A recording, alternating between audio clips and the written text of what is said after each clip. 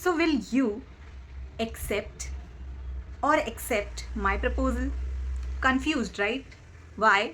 Because pronunciation दोनों का same है बट दोनों के मीनिंग्स डिफरेंट है.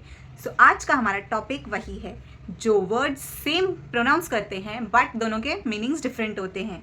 So let's get started. सबसे पहला हमारा वही होगा एक्सेप्ट एंड एक्सेप्ट. अब ACCEPT एक्सेप्ट का मतलब होता है टू एक्सेप्ट, टू अग्री, मतलब वो चीज़ हम अग्री करते हैं, वो चीज़ हम मानते हैं.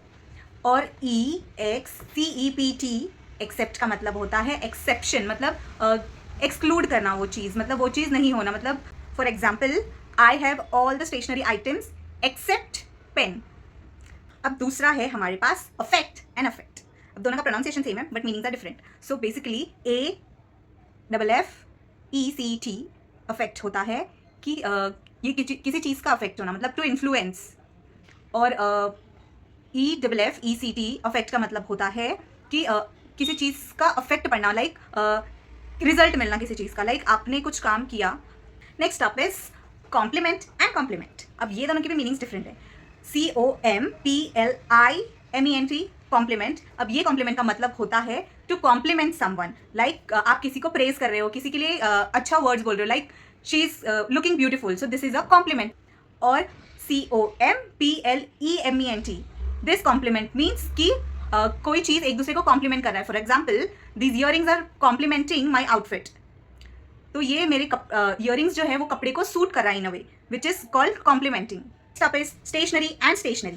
नाउ इन दोनों स्टेशनरी वर्ड्स में सिर्फ E एंड A का डिफरेंस है.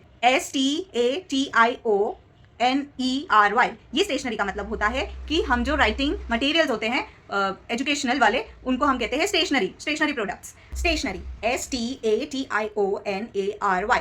ये स्टेशनरी का मतलब होता है कि वो चीज़ स्टेशनरी है, it is in not moving position, like वो चीज़ मूव नहीं करती है. फॉर एग्जाम्पल ये हमने यहाँ पे आउल रखा है, ये मूव नहीं कर रहा है, so it is stationary. Stop is principle and principal.